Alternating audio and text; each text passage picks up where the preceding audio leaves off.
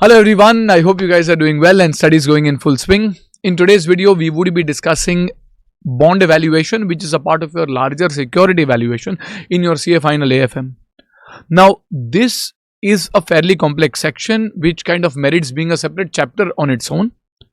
Quite a few complex concepts over here would be covered. So in today's video, we would be discussing all of these concepts, all of these formula, the rationale, logic behind them, and most importantly, the important questions pertaining to each of these concepts. So what does security evaluation or bond evaluation include? Well, for fixed income securities, there are four parts if we go to see. First is evaluation of a bond, which is usually the present value of future cash flows. A few special varieties that will be discussed, like what if it's a half yearly or a quarterly payment structure. Second, you look at bond return, which is usually in the form of either a current yield or a realized yield or the most important yield to maturity. In certain cases, you also look at forward rates for measuring the return. Third, you look at the bond risk, where you look at terms like duration, convexity, volatility, etc. And lastly, bond strategies, which will include something like immunization, bond refunding, etc. So in today's video, we would be discussing all of these concepts one by one and then go to the important questions from your Super 90 question set. So Super 90 question set is something that we have already shared on Telegram, and this concept base we are using our AFM shield. If you have it, well and good. Otherwise, you can just review the concepts. The concepts kind of remain the same. The sums you can refer from the Super 90 set that we have shared for the security valuation topic. Okay, so first we go to valuation of bonds, or for that matter any security in the world of finance. Valuation happens based on the present value of future cash flows. In case of a bond, the cash flow includes interest as well as principal. Principal can be paid one shot, bullet payment at the end, or it can be even paid over the years. Whenever it is paid, we take it for the present value calculation, and that will give you the value of the bond. Now, for doing present valuation, we need to find the discounting factor. Now, since this is a bond, the discounting factor is what a bond investor would minimum expect for his bond investment, and as a result, the discounting factor can be similar to something like a KD, or the minimum required rate of return, the opportunity cost for a bond investor for the next best bond investment. This is if you're trying to find the value of a bond from an investor's perspective. However, it is very much possible that you try to find from an issuer's perspective that what should be the issue price while determining the issue price for a bond. Typically, if I want to meet the investor's requirement, the issue price will also take the discount rate as what an investor expects. However, if the issuer has a specific rate to compensate to the investor in mind, then while determining the issue price, you should take that particular rate for determination of the issue price. Okay, over here, a few key points that you need to remember would include terms like what should be taken as coupon, what should be taken as discount rate, etc. Now, generally the valuation happens for a bond which is a set 5-year bond with annual interest payments. But is it possible that interest payments can happen half yearly or let us say quarterly? Well, yes. In such a case, the way the institute solves this, it makes 3 adjustments. It says that if the payments are made half yearly, let's say there is a 14% coupon rate per annum, but the payments are made half yearly, then 14% divided by 2, that is 7% for each half year. So coupon you divide by 2. If coupon is divided by 2, the required rate of return, let us say which is 16% per annum, will also be divided by 2. That is, let's say 8% for every 6 months, and the tenure, which may be let us say 5 years, but 5 years is broken up into 5 into 2, that is 10 half years.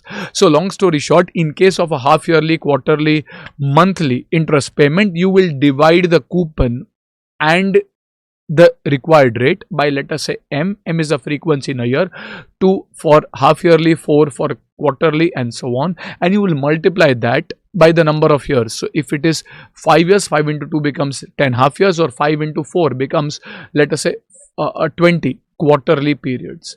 So this is the adjustment you do in case there is a bond which is other than an annual payment. Okay. A few key relationships that you can remember is, first, the relationship between the coupon and the discount rate. Usually, if the coupon is greater than the discount rate, it is like a premium bond, and hence the market price should ideally be greater than the face value. On the other hand, if the coupon rate is less than the discount rate, then it is a bond which is giving you less than what is required, and hence the market price will be at a discount to the face value. But most importantly, if the coupon rate is equal to the market rate, in general you will find that the face value is equal to the market price.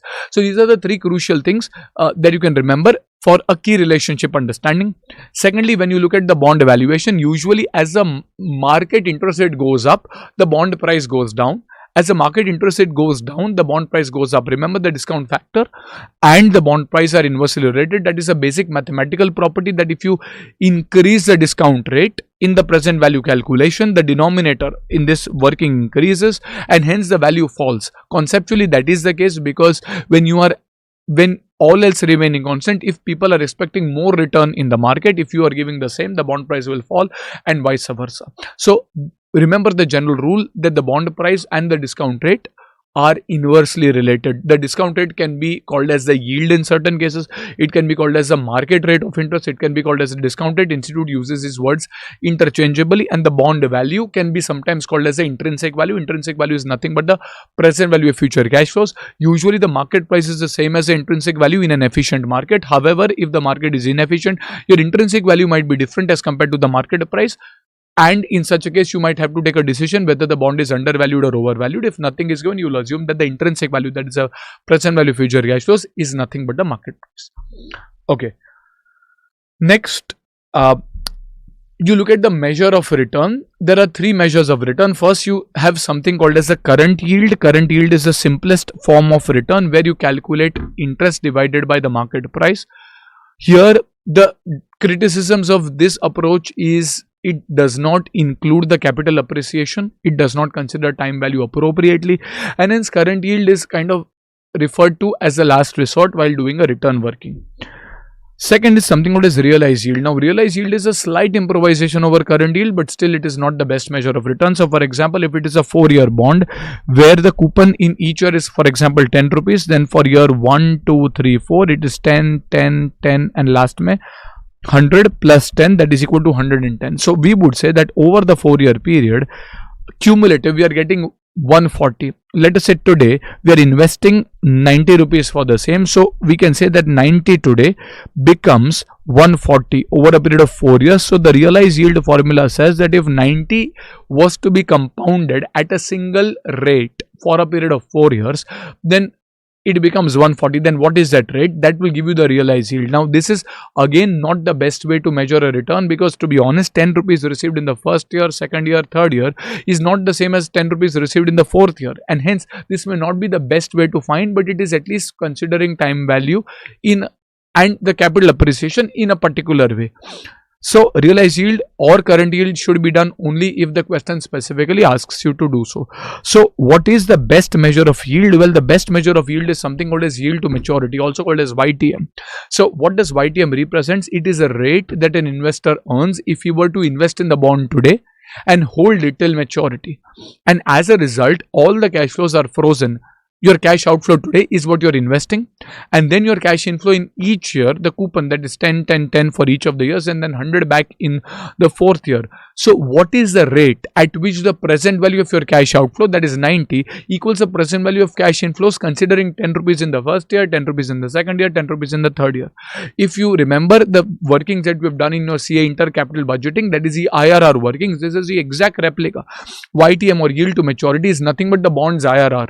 IRR is the internal rate of return, that is the rate at which the present value of cash outflow equals the present value of cash inflow. So if I were to find the yield to maturity, my yield to maturity in the same example as I was discussing earlier would be your PVCO, for example, is 90.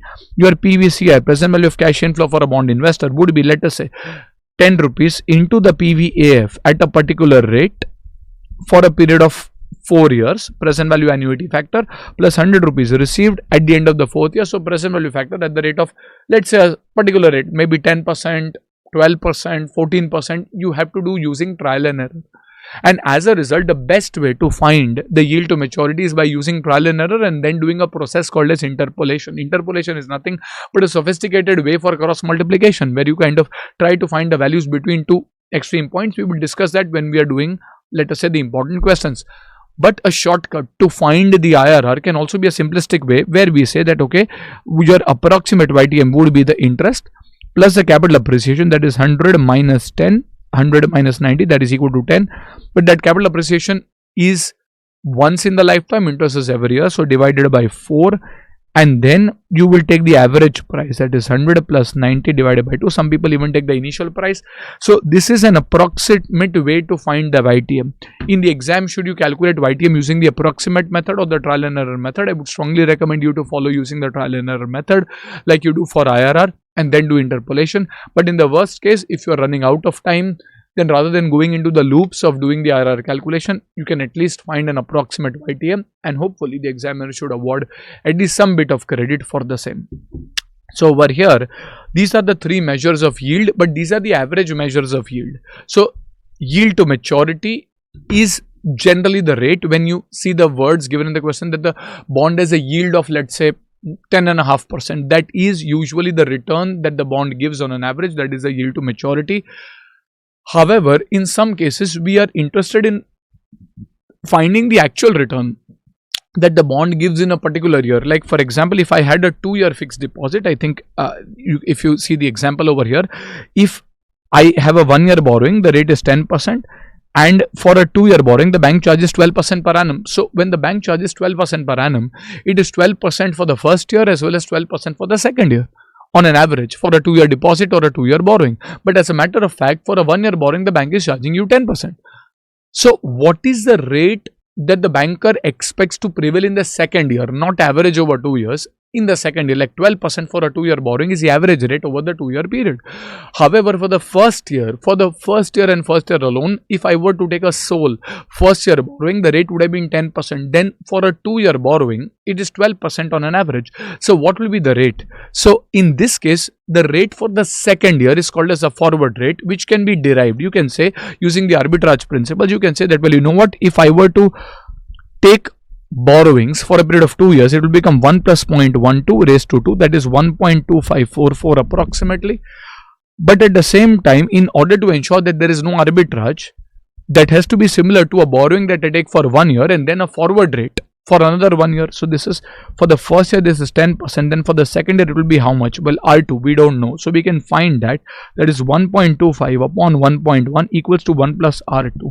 And if I do this working, that will be approximately 14.04%. So basically, these are called as forward rates. We will also do numerical sums pertaining to forward rates, yield to maturity, Machiavelli duration, everything that we discuss. So when we look at the forward rates are the rates which are expected to prevail in a particular future year.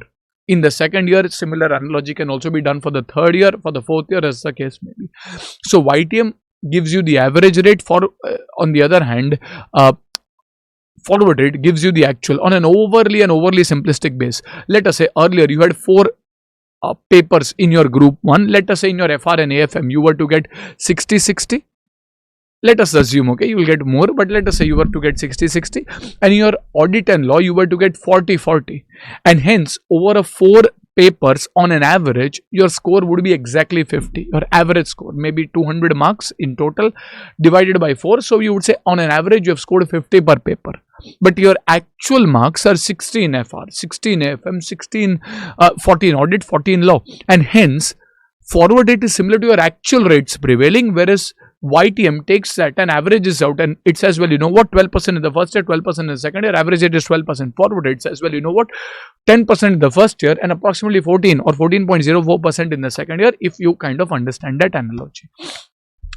Okay. More important is yield to maturity. Forward rates are useful in this chapter as well as the chapter on interest rate management. Next, you look at bonds risk. First, we have looked at the bonds valuation, present value, future cash flows, bonds return using, among other things, yield to maturity, and then moving on to bonds risk. Now, if I were to measure the risk of a bond, bonds risk stems up from the various features that the bond has, like what is the tenure or the maturity of the bond, like what is the coupon rate that the bond is giving me, etc. So, considering most of these factors, a number which is called as the Machiavelli's duration is considered to be the gold standard for measuring bond risk. Now, how do you calculate Machiavelli's duration? Well, Machiavelli's duration is calculated as a time-based weighted average. So, over here, for example, if it is a 4-year bond, that same example that we were sticking to, the 4-year bond which gives you 10 rupees, 10 rupees, 10 rupees in each of the years, and then 100 rupees in the 4th year. If I have to calculate the Machiavelli's duration, what I will do is, let us say for simplicity, the discount factor is, let us say, given to you as around 12%, for example. So over here, one would say that if I were to say years 1, 2, 3, 4, the cash flows in each of the years is 10, 10, 10, and let us say 110. The discount factor, for example, is, let us say, okay, let's keep it simple, at 10% only. That's 0.909, 0.826, 0.751, 0.683, and hence you will find the PVCI. The PVCI over here will be 9.09, 8.26, 7.51, and let us say 110 into 0.683, which comes to around, let us say, just a second, 110 into 0.683 comes to around 775.13. So this will give you your total value of the bond. However, we are interested in duration. First we understand the calculation, and then we go to the logic on why this should actually give me the bond risk in the first place. So over here, if I were to take these workings, just a second, my total bond value would be, let's say, around 100. So let us say the bond value is 100. Coupon rate discounted seems to be the same, so the value would be 100. And then you do T into PVCI. You will say that, okay, well, you know what, the time that is in the first year, you're receiving 10. That is in present value terms equivalent to 9.09. 1 into 9.09 plus 2 into 8.26 plus 3 into 7.51 plus 4 into 75.13. So this will give you T into PVCI. This is the numerator. You are taking the time based weighted average. You are taking the year and asking that how much of the bonds cash flows are getting recovered in the first year. Then how much are getting recovered in the second year. How much are getting recovered in the third year. How much are getting recovered in the fourth year. So basically, in essence, you're trying to find like a payback period, that in discounted payback period. So if I were to invest my money today, when in present value terms is my money on an average getting recovered? So this is what is your duration. This is a little tricky to understand. So the better way to understand is like an average due date. What do you mean by average due date? You might have studied this in CA Foundation and conveniently forgotten as well. So when you look at the concept of average due date, what does average due date says? That, well, you know what, the bond is going to give me 4 different cash flows at 4 different dates. Sometimes it is giving me 10, sometimes it is giving me 110, and so on. Now, rather than giving me 4 different cash flows at 4 different dates, if they were to give me a single cash flow on a single date, which date would that be?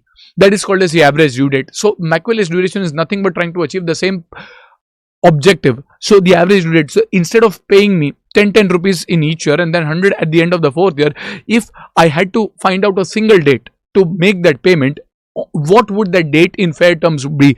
That would be the average due date. That would also be the Machiavelli's duration. So Machiavelli's duration is nothing but the time based weighted average. And over here, if I go to see, let us say this is 9.09 into 1, 8.26 into 2, 7.51 into 3, and 75.13 into 4, M plus throughout an MRC. This is around 348.66. You can correct me if it is wrong. I'm not very sure. 348.66. Hopefully my calculator is giving me the right answer. So over here in my numerator, Machiavelli's duration would be 348.66. This is the time based weighted average divided by the present value of all cash flows. So I'm saying that, okay, the weight for each of the year is the PVCI upon the total PVCI. So basically I'm taking the number of years and the weights. The normal weighted average formula is summation of W into X upon the summation of W. That is the formula of the time based or any weighted average for that matter. You will take the summation of all weights in the denominator, and as a result over here divided by, you can say 100, and hence this comes to around 3.486 or 3.49. Well, this is measured in years. So instead of paying all the cash flows in different points of time, if they were to be paid on a single point of time, that would be around 3.49 years away. Now, what does payback period tell you? The further it is, the more the risk. The closer it is, lesser the risk. Higher the maturity or what is called as duration, higher is the risk. And as a result, over here, Machiavelli's duration considers the concept of payback period, and it says that let us look at the bond's inherent features and try to find out when does the bond release the cash flow. If it were to do on a single day, the earlier it does, lesser the risk, the later it does, more the risk. And as a result, duration, lesser the duration, lesser the risk, more the duration, more is the risk. Now, how do you connect the risk with, let us say, your decisions of bond strategies? So we will do sums on this, multiple sums on duration, but nevertheless, this is the basic principle. We have a separate video for duration and convexity as well. If you want more detailing, you can refer that. Here we are just trying to kind of round that concept up in a fairly exam oriented and in a relatively compact, concise manner. So over here you have 3.49 years. This is the duration. Remember, duration is a measure of risk. Higher the duration, higher the risk. Lower the duration, lower is the risk. But how does risk affect the bond's value? For example, when you look at equities, you have something like beta. So say beta shows the responsiveness of a bond's return to the overall market. In a similar way, how can I find the so-called beta for a bond? Well, I will use the Machiavelli's duration, make some adjustments, because the bond's price will change as the market rate of interest, also called as a yield, also called as a discount factor, changes. So the reason why bonds price should change, remember, the coupon remains the same, the overall maturity remains the same, but RBI can come out and RBI can change the market rate of interest, due to which the bond's value might change. So the factor which affects the bond's price is the market rate of interest. If the market rate of interest changes, the bond price will change. But by how much will it change? Well, we don't know. Like Nifty changes, then your stock, Nifty is like the market, your stock in case of equity will change, but by how much will it change? Well, the responsiveness is measured by beta. In a similar way, the responsiveness, that is volatility over here, is measured by a number called as modified duration, also called as volatility, where the formula for modified duration is a simple formula, that is Machiavelli's duration upon 1 plus the existing YTM. Remember, the reason why your bond price will change is because the yield to maturity can possibly change, or the discount rate, the market rate can possibly change, and hence for measuring the volatility, the formula is Machiavelli's duration upon 1 plus YTM. Okay, so let us say 3.48 upon 1 plus 0.1, and this is 3.48 divided by 1.1 comes to, let us say, 3.16. Don't go into the units measurement, that whether this is years, percentage, it does not matter. 3.16 just a beta hota hai. Beta does not have a unit per se. So in a similar way, 3.16 is your volatility.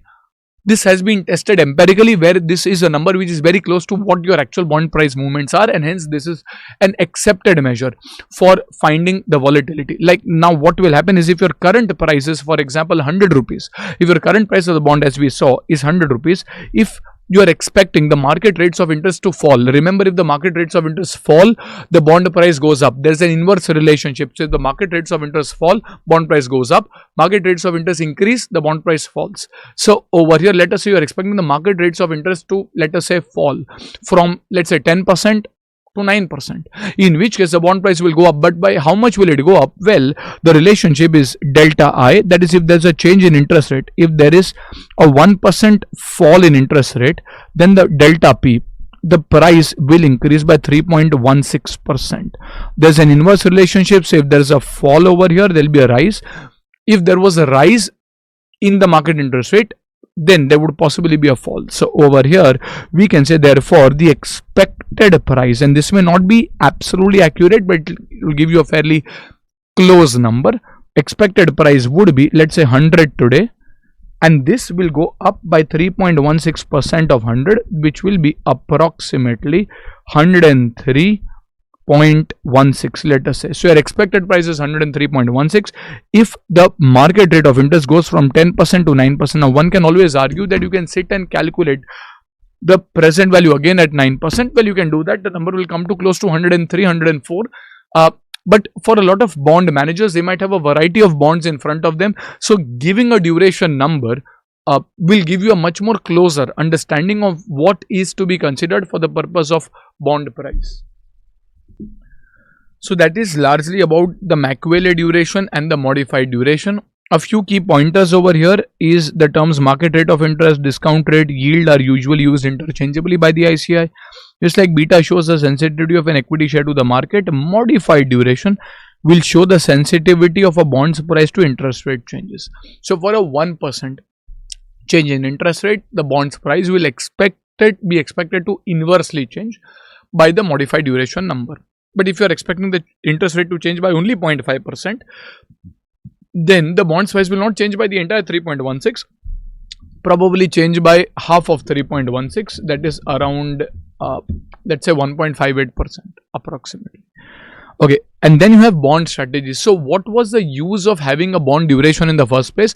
So that you can formulate strategies for a bond. Like for example, if you are a bond manager and you are studying the core economy, inflation data, GDP data, and you come to a consensus that considering inflation and everything, we are expecting the RBI to reduce interest rate. So if the RBI is expected to reduce interest rates, bond prices are going to go up. Inverse relationship, if market rate of interest goes down, bond prices go up. But which bond should you buy?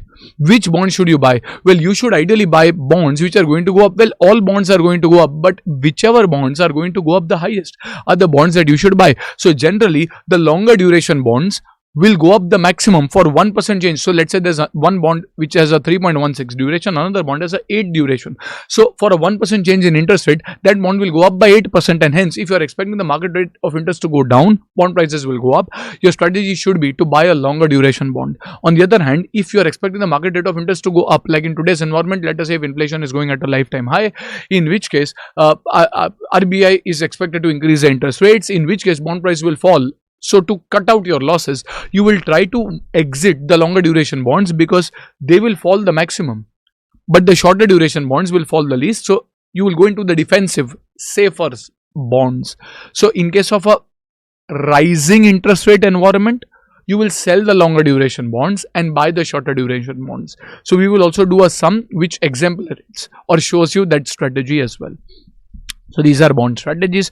Then you have convexity. Now convexity has come once in your exam. We have had a separate video. We will share that. I'll just insert that link again if you want to study duration and convexity at length along with the sum over there.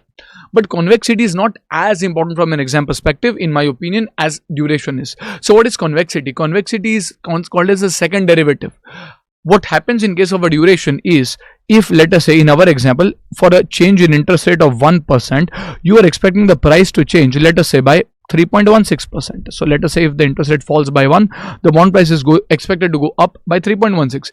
What if the bond price, what if the interest rate is going down by 2%? Then 3.16 into 2. If it is going down by 3%, 3.16 into 3, 4%, 3.16 into 4, and so on.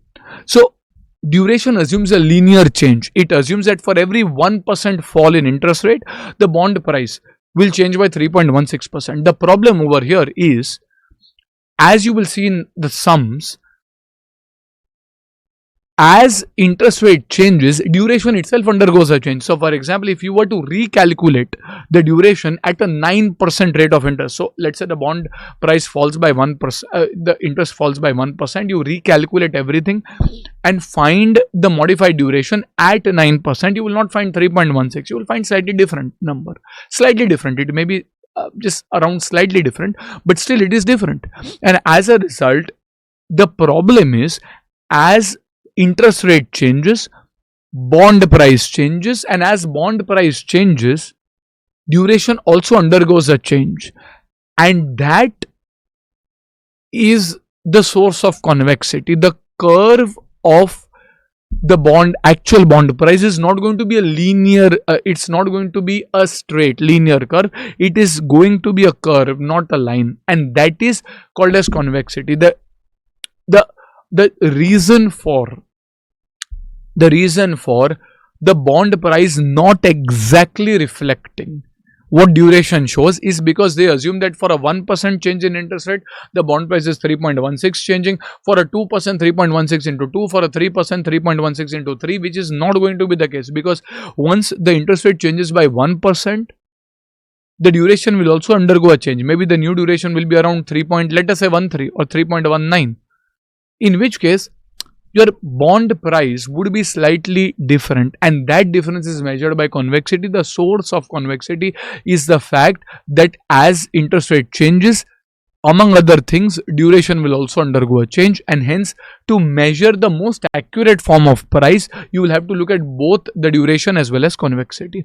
Convexity is best understood with a numerical. We will just kind of review the formula for convexity over here, that what you should ideally do is try to find the value of the bond today, that is V0, then try to find the higher value, let us set a 2% higher rate, a lower value at let us say 2% lower rate, and then find the convexity factor. Considering that, find the convexity effect and the expected price using duration and convexity. Now there was, I think, a November 20 or so question on that. We will also be discussing that question in today's video.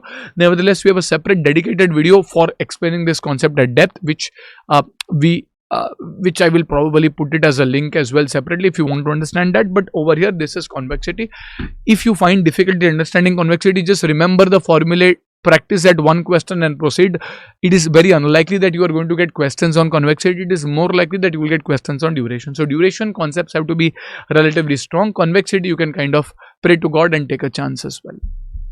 Okay, then you have something called as immunization. Now this is for asset liability management. So over here, you might have a bond, you might have a interest liability, and for that you might have a bond portfolio of assets.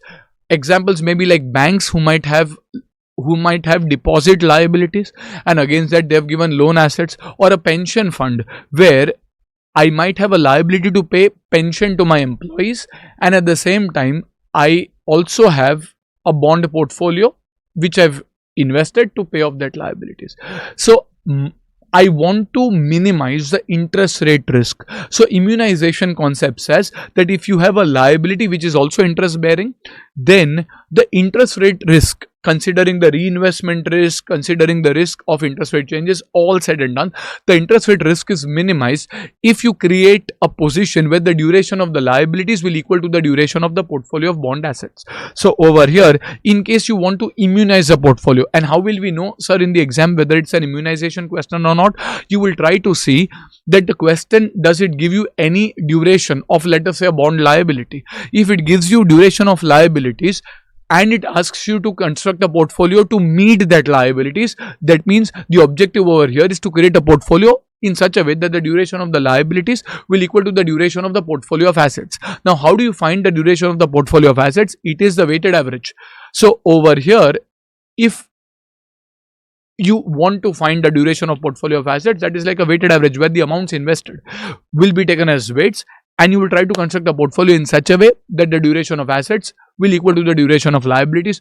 If there's a change in interest rate, it is possible that the duration of the portfolio of assets undergoes a change. We will assume, unless given otherwise, that the duration of liabilities remains the same, and hence you might have to rebalance the portfolio in order to ensure that it continues to remain immunized. So over here, duration, as you can see, the bold part, duration of the portfolio of bond investment should equal to the duration of liabilities. It can be calculated for portfolio as the weighted average duration of each bond investment, unless given the duration of liabilities will remain constant even in response to a change in the interest rates. Okay, and then you have valuation of preferences. To be honest, there is no difference between a bond valuation or a preference share valuation, except for the fact that preference shares have preference dividend, and the required rate of return will be the cost that an investor expects on preference shares. Otherwise, the valuation principles would remain the same as valuation of a bond. A special case can be in case of valuation of an irredeemable or a perpetual bond. The valuation of such a bond will be similar to that of an equity share. Now, equity share is usually valued using the Gordon's formula, which we will study separately, which is nothing but the present value of all future dividend payments up to perpetuity. So here, instead of dividends, you will have interest. So when you look at the Gordon's formula, it is D1 by KE minus G. It is nothing but your P0, which tries to find the value of all future dividends. Now, instead of D1, which continues till perpetuity, I will take I1 because that is a bond. Instead of KE, which is the cost of equity, I will take the cost of debt, that is KD. And because dividends can possibly grow, interest remains the same. Your growth rate is 0%, and hence your formula will be the price for an irredeemable bond will be interest divided by the KD or KP as the case may be. KD is the cost of debt, KP is the cost of preference share which an investor expects. And also one of the institute's favorite type of questions that they sometimes love asking is the bond refunding adjustment, where there is an existing bond and that existing bond has a higher rate of interest, let us say 14%, and you are now thinking that should I replace it by a new bond which in today's market has a rate of only, let's say, 10%. So is bond refunding advisable? Well, in such a case, you'll have to compare the cash flows under the old bond with the new bond. You can do two separate evaluations, or what institute does is it does a net evaluation that assuming we change, then what will happen? Well, you will save interest. So you will consider the interest savings. But probably if you repay early, you might have to pay a call premium. Then you might have to consider that for the new bond, you might have flotation costs. You might have to consider that for the older bond, there might be flotation costs which have not yet been amortized. You might have to consider that, especially for the tax purposes. So all said and done, you will compare the cash flows of the old bond with the new bond. These cash flows can comprise of interest. These cash flows can comprise of call premiums. Sometimes there might be overlapping interest. Sometimes there might be flotation costs. And it becomes very tricky in cases where especially there is tax rate given. Now sometimes what might happen is the discount rate is not given. In such questions of bond refunding, if the discount rate is given, you take that. If it is not given, then you will take the prevailing rate, that is the rate of the new bond into 1 minus T, that will be taken as a discount rate in line with the ICI solutions, that is a prevailing KD. You are from the issuer, so from an issuer's perspective, the cost of debt will be the prevailing cost of debt, not the old cost of debt. The prevailing cost of debt, let's say 10% into 1 minus T, because all your cash flows you are considering net of tax. So even this you should consider net of tax. So over here we will also try to do a sum for this. So this takes care of valuation of bonds. Then next to valuation of equity shares, we will probably have a separate video for that. Today we would be focusing largely on the bonds or fixed income securities and the Super 90 questions that we had shared. There are the first 6 questions over here in the Super 90 questions in the valuation chapter pertaining to bonds. The other questions may be pertaining to equity shares, new concepts like buyback, etc., which we will do separately. But we will focus on the first 6 questions. If you want, you can just pause, review, read those 6 questions. Most of these you would have done, which covers everything from your YTM, from your forward rates, duration, volatility, immunization, convexity, bond refunding. Everything is covered in those 6 questions. So you can go to the Super 90 file and let us go to the questions. So let us start. Question 1. Now, based on the credit ratings of bonds, Mr. Z has decided to apply the following discount rates for valuing the bond. So this is based on the credit ratings. For a AAA bond, it is the treasury bill plus 3%, for a AA bond AAA plus 2%, and then for a bond AAA plus 3%. Is considering to invest in a AA rated bond, so the relevant rate over here should be this rate. 1000 face value, currently selling at 1025.86. So this is your market price which is given to you. This is a market price. The bond has 5 years to mature and the coupon rate is 15% per annum, payable annually. Okay, so these are annual coupons and the next interest payment is due 1 year from today, and the bond is redeemable at par. So if it's a 1000 rupee bond, the face value is given as 1000. The redemption will also happen at par, that is 1000. Assume the 364-day treasury bill to be 9%. You are required to calculate the intrinsic value of the bond. Now one can say market price is given. However, intrinsic value is the present value of future cash flows. So you will have to find the intrinsic value considering the future cash flows and the present valuation. For Mr. Z, this is the first thing. Should he invest in the bond? So this is comparing the intrinsic value with the market price and deciding whether the bond is undervalued or overvalued, and also calculate the current yield and the yield to maturity. So there are 4 things to be calculated. First, to find the intrinsic value, you will have to find the required rate of return. So for a AAA bond, this will be the treasury bill rate, that is 9 plus 3, that is equal to 12. Now I'm investing in a AA bond which is 12 plus 2. It has a slightly more risk and hence 14% is the required rate of return for these bonds. So my discounting factor will be 14%. I don't need to go into the single A bond. So my intrinsic value is the present value of future cash flows. Coupon rate is 15%. 15% of 1000, that is 150, into the PVAF at the rate of 14% for a period of 5 years. Plus redemption happens at par. So 1000 into the present value factor at the rate of 14% for the 5th year. So you can do your math and find your discounting factors. I think this is 3.43 331. Usually we take 4 decimals, you can even take 3, and 0.5194. So if I multiply and add, I will get around 1034.37. So fundamentally the value of the bond should be around 1034 considering its cash flows. However, the market price is quoting at 1025. Now this seems that the bond is undervalued. So for something which is worth 1034, it is available at 1025, and hence the decision should be to buy such a bond. So you should buy the bond as it is undervalued. Now next we have been asked to calculate the current yield. Now in the current yield calculation, you will take the interest, that is 150, and divide it by what? Now there is intrinsic value and market price, but what will you divide it by? Sir, we'll divide by the market price. If market price was not given, we would have assumed that the market is efficient and the intrinsic value is the same as the market price. However, the market price is 1025.86. We will take that into the calculation. The question is why? Well, it is because if I were to find the return is on my investment, and I will invest 1025.86. So 150 divided by 1025.86 will come to around 14.62%. This is your current yield. And next comes yield to maturity. Now how will you calculate the yield to maturity? Well, we will have to do interpolation. So over here, possibly we have a value at around 14%. Now your market price is 1025.86. So if I want to come to 1025, well, I'll have to decrease the present value. So to come to 1025, I'll have to decrease the present value to come to 1025, but present value decreases if I increase the discounting factor. So for example, from 14, I can, let us say, go to 15%, and if I try to find at 15%, you will find that at 15%, let us say the answer comes to approximately 1000. So now your mission is accomplished. You are having a number above and a number below 1025, which means the rate is somewhere between 14 and 15%. So you will do a interpolation. Now in interpolation, there are various ways in which we do interpolation. My way is one of them. You can take some other way as well. So what we do is we will take X as our final answer minus a lower number between 14 and 15. 14 is lower, minus higher number minus a lower number. So 15 minus 14. So on the RHS, you will take the exact values. For X, this is 1025.86. At 14, the value was 1034 point something, I think 37. And in the denominator, you will take at 15%, the value is 1000 minus 1034.37. So basically, therefore, you will say X minus 0.14 upon 0.01 equals, let's say, negative. In the denominator, 34.37.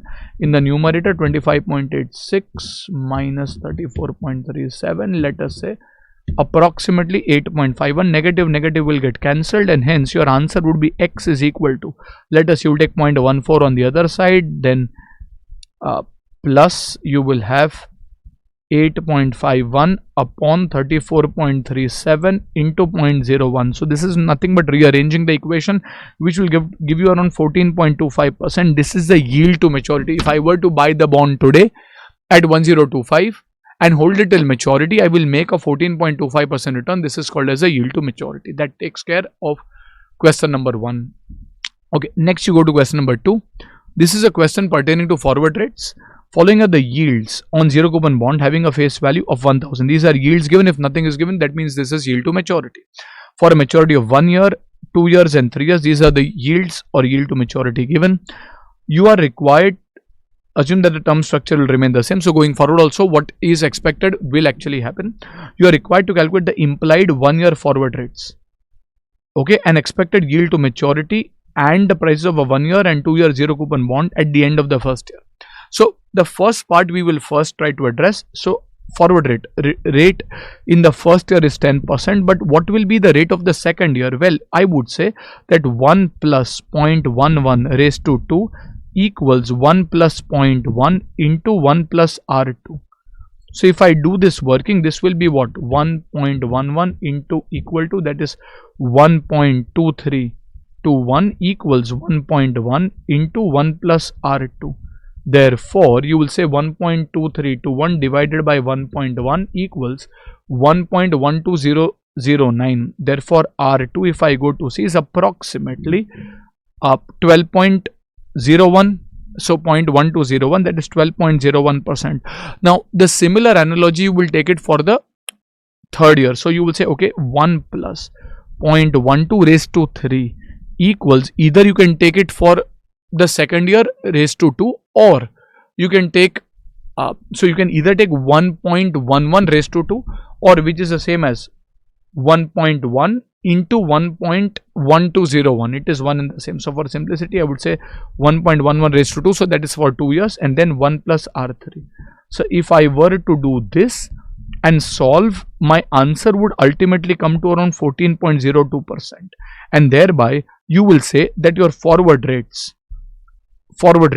would be, for the first year it is 10%, for the second year it is 12.01%, and for the third year it is around 14.02%, and that will give you your forward rates. Now the second part says expected YTM and prices of a 1 year and a 2 year bond at the end of the first year. Now let us say there was a 1 year bond today. At the end of the first year, that bond would have expired. There was a 2 year bond today. 1 year has gone by. Now 1 year is remaining. Now for that 2 year bond, think of it properly. 2 year, out of that 2 year bond, it was giving me an average return of 11%. Now that 11% was made up of 10% for the first year and 12.01% for the second year. On an average, I was earning 11%. Now 1 year has actually gone by and there is only 1 year remaining. So in the market, the rate prevailing in the second year is going to be 12.01%. So for that bond, an investor was planning to buy the bond at the end of the first year. Now if I'm at the end of the first year, I just have 1 year remaining, and for every investment opportunity I have, a 1 year return will give me 12.01%. Remember, you should not confuse between today and 1 year later.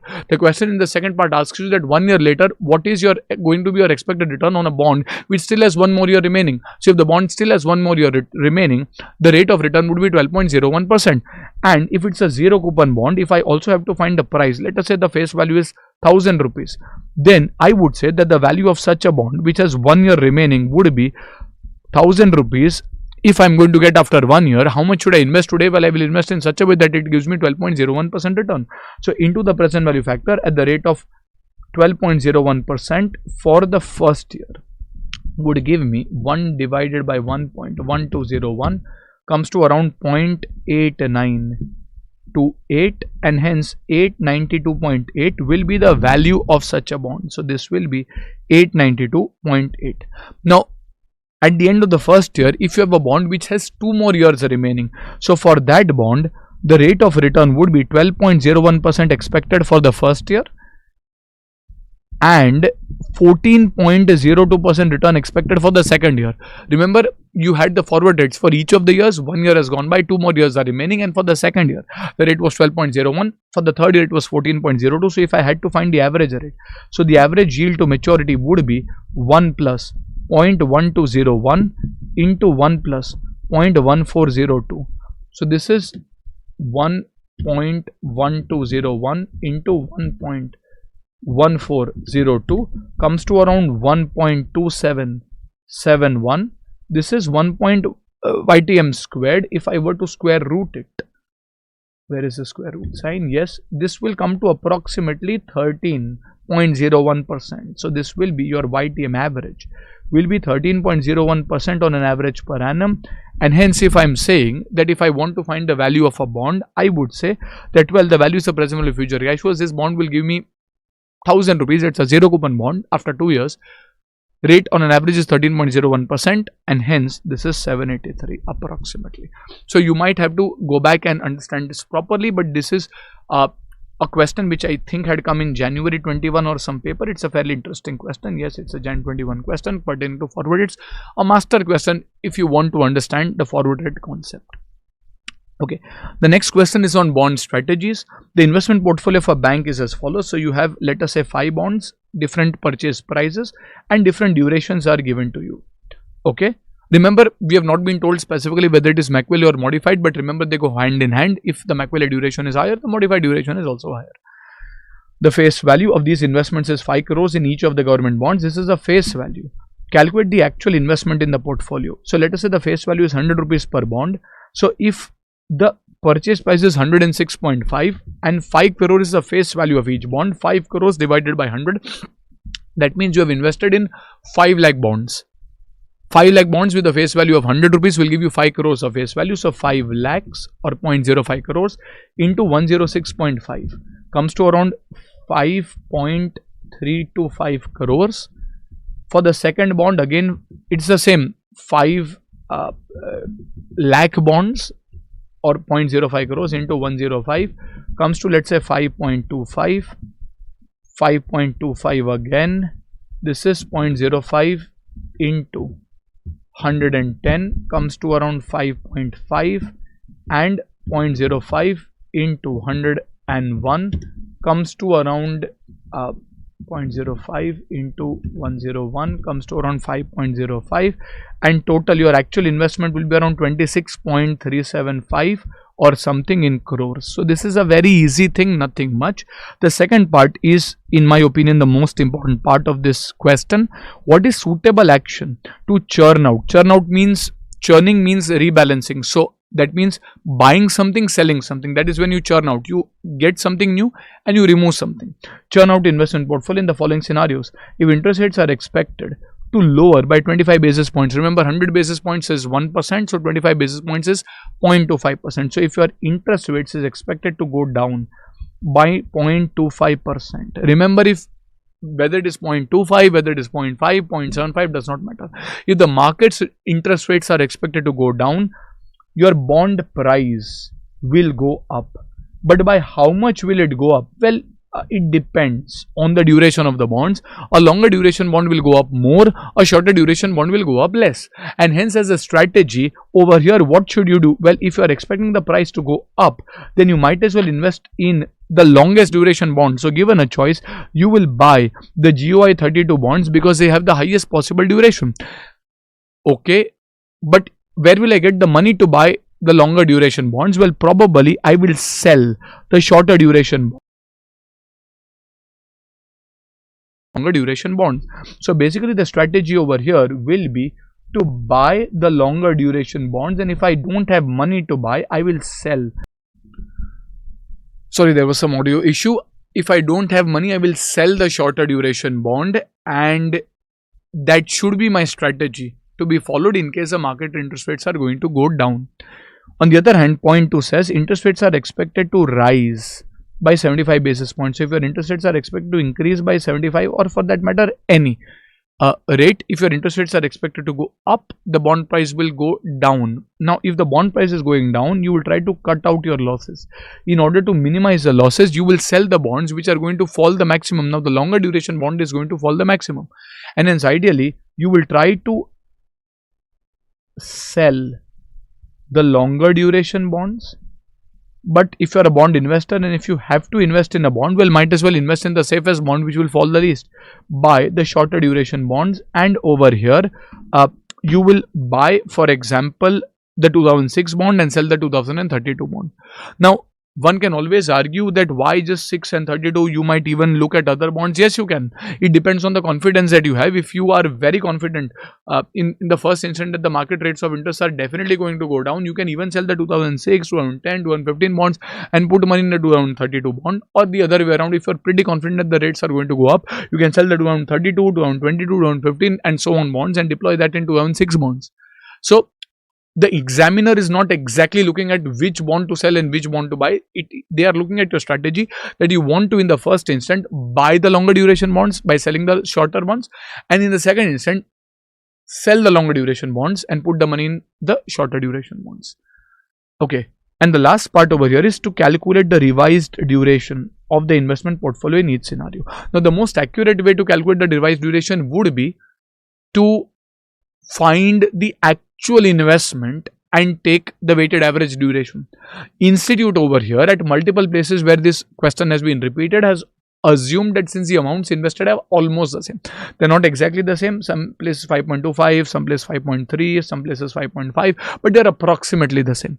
And hence the institute has said that, well, the simple average will give you a number which is almost equal to or similar, close to the weighted average. So for simplicity, they have solved using simple average. Having said that, if you solve it using weighted average, you will get a much more accurate answer. Though if the same sum comes in the exam in line with the institute's materials, they will in all likelihood solve it using the simple average. So in the first instant, you will say that if I were to find the average duration using a simple average principle, this is 3.5 plus 6.5 plus 7.5 plus 8.75 plus 13, almost equal investment. So if you divide it by 5, you will get your average. So you have approximately 20% weight in each of them. Your average duration would be, for example, 7.85 years. This is original. Now in the first case, you are expected to sell the shorter duration bond. Which bond? Let's say 3.5 bond. So that will no longer be a part of your portfolio, and you will use that money to invest further in a longer duration bond. So you will increase the longer duration, and hence your revised portfolio will comprise of 6.5 plus 7.5 plus 8.75 plus 13 divided by 5, and that will give you your average. Maybe your average duration is going up. Let us say this is around 9.75 years, and so on for the last case as well. So this will give you regarding your portfolio duration in case the weights are approximately the same. We will do another sum which is linked to immunization, where the weights are different, and hence you will take the weighted average as well. So this is regarding question number 3. Next you go to question number 4. Now this is a question which is also a past exam question, which was pertaining to duration as well as immunization concepts. So let us review this question. Quite an interesting one. The following data are available for 3 bonds ABC. Okay, these bonds are used by a portfolio manager to fund an outflow scheduled in 6 years. Now this line of the question kind of tells you that this is a bond portfolio to meet some predefined liabilities, and hence you might have immunization involved. The current yield is around 9%, and all bonds have a face value of 100 rupees, and they will be redeemed at par. Interest is payable annually. So there are these 3 bonds with coupon rates and maturities given. You are required to calculate the duration of each of the bonds. So this is going to be the Machiavelli's duration to start with. So let us say if I were to look at it for the 5-year bond, the similar principles will also apply for the 8-year and the 10-year bonds. If I were to look at the 5-year bond, I will take the, let's say, years 1, 2, 3, 4 and 5. The coupon rate is 9%. So this is, let's say, the cash flow. Coupon rate is 9%. So this is 999, and in the last year redemption is happening at par. So this is, let us say, 109. The discounting factor is, let us say, at the rate of 9% only. You will take the discounting factor, the PVCI. Let us say your answer ultimately comes to 100, let us say, approximately, and then T into PVCI. So over here, if I were to take, let us say, I'll just go to these printed solutions. So if I were to take these numbers, let's say this comes to 100. So 1 into 8.25, that is 8.25, 2 into 7.57 comes to 15, and so on. So you will get these numbers, 423 and 100. Your Machiavelli's duration will be around 4.24 years. A similar working will be done for a 10-year bond. A similar working will be done for an 8-year bond. Now this is going to be very time consuming, but if you practice it, you should be able to calculate the durations fairly easily. Okay. Second, the bond portfolio manager has been asked to keep 45% of the portfolio money in bond A. So 45% of the money will be deployed here. Calculate the percentage amount to be invested in B and C in such a way that the portfolio needs to be immunized. So over here, for an immunized portfolio, one needs to remember that the duration of assets has to equal to the duration of liabilities. So your duration of liability is 6 years. Outflow is scheduled after 6 years. Your duration of assets will also be 6 years. But how do you calculate the duration of assets? Well, the weight of A into the duration of A plus the weight of B into duration of B plus the weight of C into the duration of C. Now I know the durations. I've calculated them in subpart 1.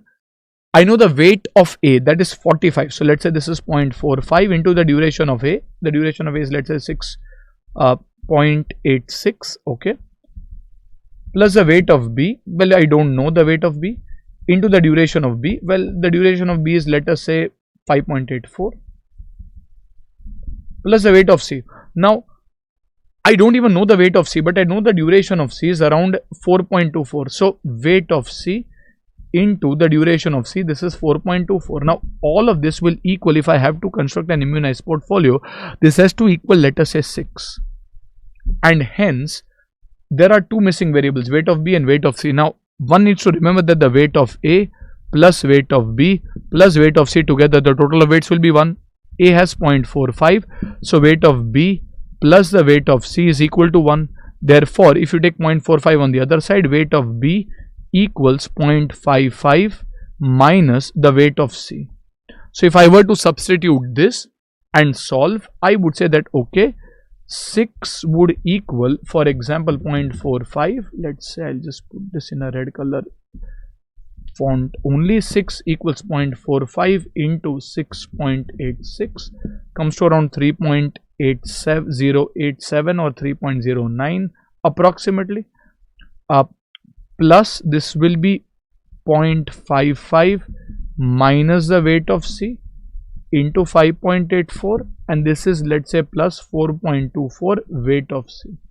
And now you will have just one missing variable, so you can find the weight of C, and accordingly from that find the weight of B as well. So here also they have done this similar working, and after solving the simultaneous equation, you will find the weight of C to be 18, weight of B to be 36. So your immunized portfolio will be a portfolio in such a way that if I take A at 45, B will be probably at 36.31 and C will be at 18.69 or something, 18.69. yes.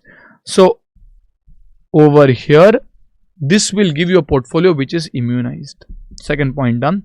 Third, after the portfolio has been formulated, an interest rate change occurs, okay, increasing the yield to 11%, and if the yield changes, the duration will also change. The new duration is thankfully given as 7.15, 6.03 and 4.27. Is the portfolio still immunized? Why or why not? Well, if I take the revised duration, my weights are 0.45 into 7.15 plus 0.3631 into 6.03 plus 0.1869 into 4.27. So if I take the weighted average, my answer will probably come to around 6.21 years. Unless given otherwise, the duration of my liability continues to remain the same, and since the duration of the assets no longer is equal to the duration of liabilities, the portfolio is no longer immunized. So over here, is the portfolio immunized? Your answer is no. It is not equal to liabilities, and hence it is no longer immunized. So the last part of the question says, determine the new percentage of B and C that are needed to immunize the portfolio, B remaining at 45%, with A remaining at 45%. So basically what I will again have to do is, I'll have to do the working which is exactly similar like what you did in sub point 2, with 6 equals to 0.45 into, let us say, duration of A will be 7.15 now, plus let's say 0.55 minus WC into the new duration of B, which is 6.03, plus WC into the new duration of C, which is 4.27, and you will try to find the revised weights of B and C to construct an immunized portfolio. So this is the revised weights in order to ensure that the portfolio still remains immunized. This is the same equation, and then you are just solving that equation and you should be getting your answers. Okay, so that takes care of immunization as well. Next we have question number 5. In this question we have solved this earlier as a separate video as well. There is convexity involved. So if you want the detailed discussion of convexity and this question, again you can refer the separate video for convexity and duration that we have shared. The link also will be shared separately. If you want a quick overview, well, we will kind of discuss that over here. So following are the data available. Face value is 1000, redeemed at par on maturity, coupon rate is 8.5, so basically 850 must be the coupon amount for each of the years. Years to maturity is 5 years, yield to maturity is 10%, and you're required to find the current market price of the bond, which is quite easy. You will calculate it as the present value of future cash flows. The Machiavelli's duration, in that table itself you can find volatility of the bond, that is nothing but Machiavelli's duration upon 1 plus YTM, that is 10%, and then comes the problem of convexity. Finding convexity will require some bit of math, and then the expected market price. If there's a decrease in YTM by 200 basis points, 200 basis points is 2%, so if the YTM currently, which is 10%, if it falls by 200 basis points, that is, it will become 8%. So if YTM falls, remember the bond price will rise, but by how much will it rise? You are expected to find the expected market price by using the Machiavelli's duration estimate. Now they don't ask you to use convexity or anything, so we can use the concept of modified duration and accordingly find, and then by the intrinsic value method. So under the intrinsic value method, you will take the present value of future cash flows. in the traditional way. So for example, you will take the cash flows and then discount it, let us say by 8% to find the value traditionally, like you do for valuation. You have been given the discount factors, so you have been given the present value factors. So if I were to take the PVAF, for example, at the rate of 10%, I can take the total of all of these, that's a 3.79 and so on. So what is asked to find the current market price of this bond? The current market price can be calculated as the present value of future cash flows.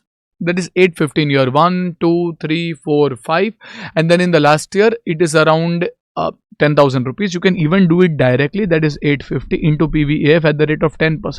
For 5 years, that is 3.79 plus around 10,000 in the 5th year, that is 0.621. So if I were to take the totals, probably this total comes to around 9431.5. So this is the value, 9431.5. I think, yes, this is 9431.5 calculated by the tabular method. I've done the present value over here. Then you want to do Macaulay duration. Well, for this you'll have to make the table where you'll have years 1, 2, 3, 4, 5, and then you will put in all the cash flows, find the discount factors, find the PVCI, and then multiply each of them to find T into PVCI. That comes to around 40,103 divided by 9431, and that will give you the Macaulay duration at around 4.25 years. We have done enough practice for Macaulay duration, so this will come to around 4.25 years. And then you have the volatility. Volatility is nothing but the Macaulay duration upon 1 plus the existing YTM. So this will be 4.25 divided by 1.1, and this will come to around 3.86. So 3.86 is your volatility. Now, to be honest, we can do convexity at the end. We can directly go to the expected market price using the Macaulay duration estimate. So your existing price is 9431.5. If the yield falls, the market price increases, and hence this is plus. Acha, for a 1% change, the bond price will change by 3.86. So for a 2% change, that is 3.86 into 2. Approximately that should come to around 7.72. So this is plus 7.72% approximately of 9431.5, and hence 9431.5 plus 7.72% will actually come to around 10,159 point something. So this is around 10,160, let us say approximately. If I want to calculate using the intrinsic value method, I will take the present value of future cash flows. Again, if I take 0.926, 0.857, 0.794, 0.735 and 0.681. So this comes to approximately 3.993. So I can say that, okay, this is 850 into 3.993 plus 10,000 into 0.681. Present value of future cash flows.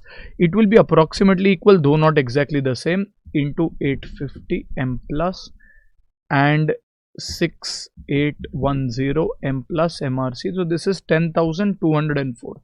So as you can see, there is some difference between the two, and usually that's hardly a 40 rupee difference, but that difference usually originates from convexity. So over here, if I look at the expected value at the end, you can see 10,204 approximately, and 10,160, which is the expected price, which is based on duration. Now the question wants you to find convexity. Now when you look at convexity, usually we will have V0, which is the value of the bond today, that is 9431.5, V plus, that is a higher value at a different rate. Let us say, for example, 8%. So at 8%, your value was 10,204 that you calculated using the intrinsic value. That is at 8%. This was at 10%. So you will say that if the interest rate falls by 2%, what is the price? If the interest rate rises by 2%, what is the price? So this is V minus. Let us say, if I were to do a similar working at the rate of 12%, you will find, for example, at the rate of 12%, let's say this comes to 8734.25. So this is 8734.25. So these are the three values. Now for convexity, you will say in the numerator that this is going to be, for convexity, your 10,204 plus 8734.25 minus 2 into 9431.5. Now ideally, if the change on the up move and the change on the down move was exactly the same, then your numerator will be 0. So if from 9431 we went up 1000, from 9431 we went down 1000.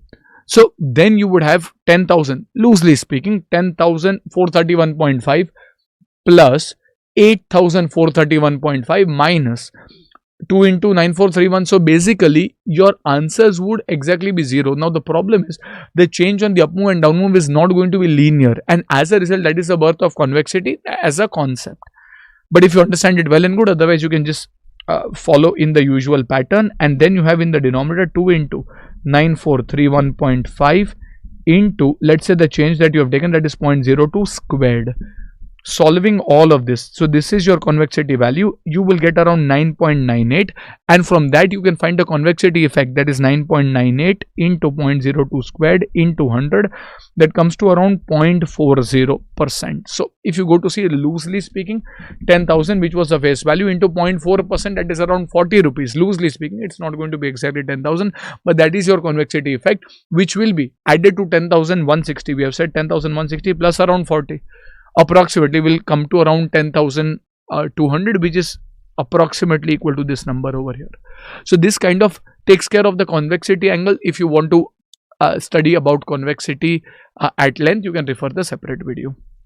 And lastly, you have this question which is pertaining to bond refunding. There are two ways in which you can solve. Both of them will give you the same ultimate overall conclusion.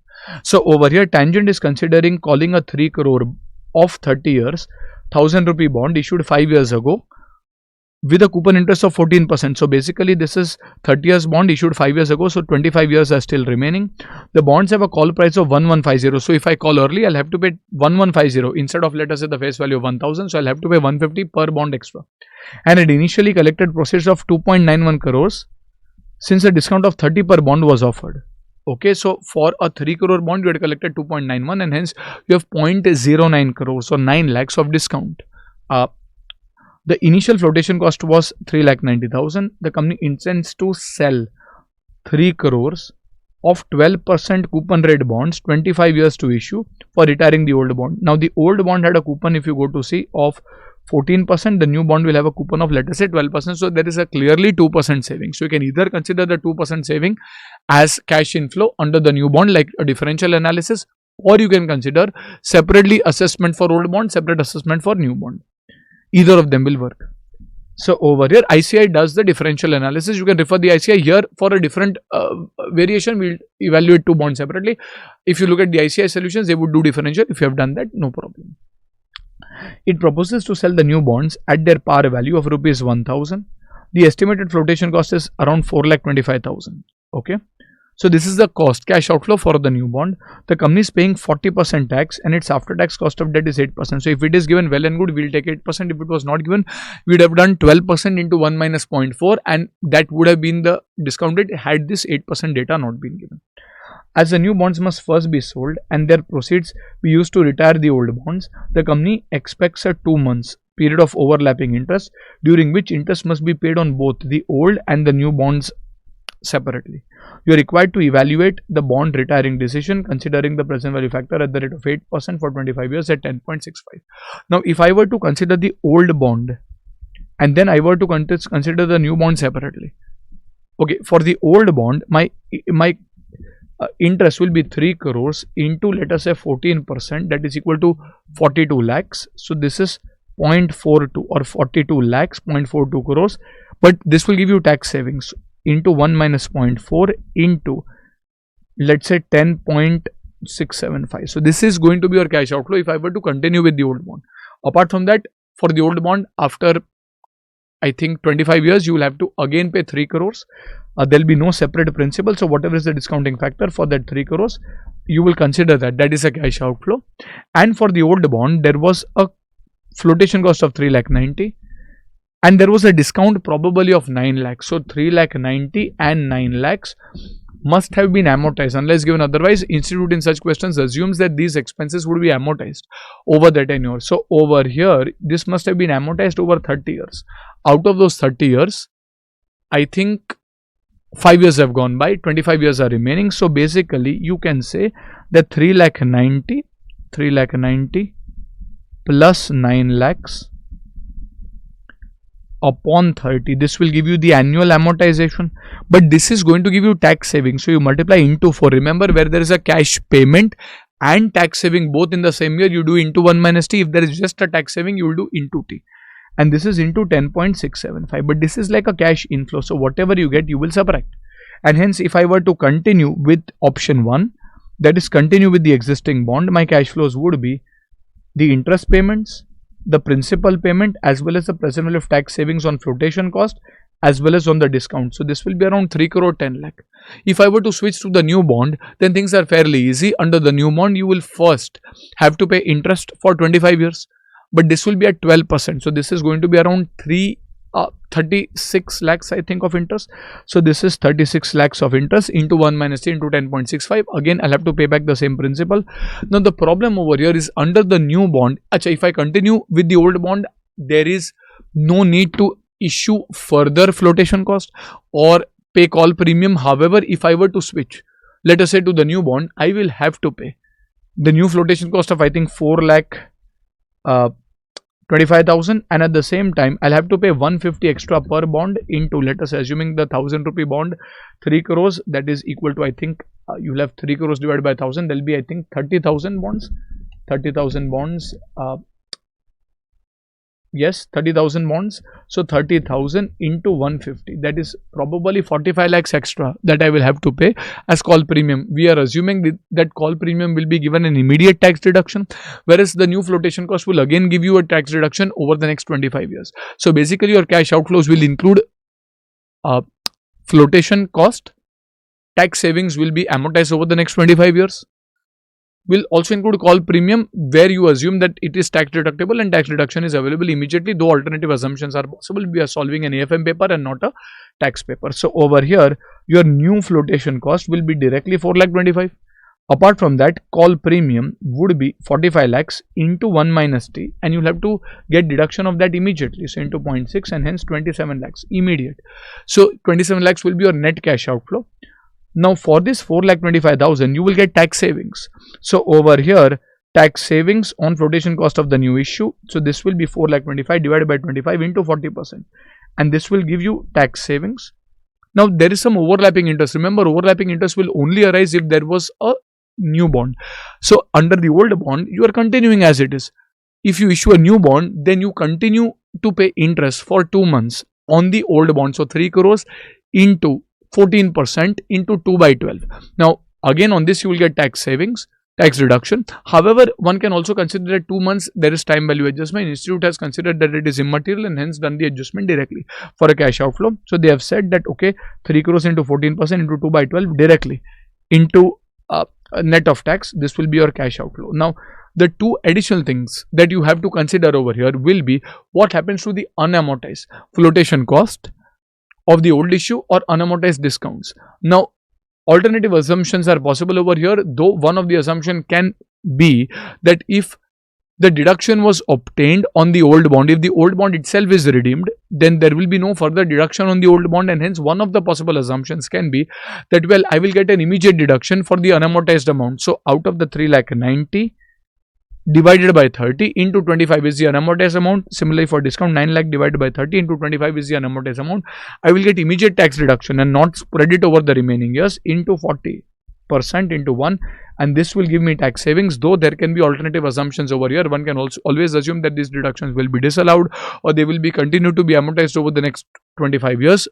Either case can be possible, and thereby you will get the PV of net cash outflow. This is 3 crore 4 lakhs, and hence it is advisable to kind of redeem the old bonds and issue the new bonds, because it results in a net cash savings of around 6 lakhs. So 3 crore 10 minus 3 crore 4. If I do differential analysis, I will directly get that 6 lakhs or so as a net cash outflow, which is what the institute prefers. We can refer and do that solution. You would have done that probably, then it is fine. Otherwise, you can even show that separately, as long as you kind of get the same ultimate answer. Okay, so this takes care of the section on valuation of bonds. I hope this has been helpful to you. We will meet again with further videos for your AFM. If you like this content, please do like, share and subscribe, and also uh, give your views or suggestions if you have any in your comment box. I'll see you soon with another video.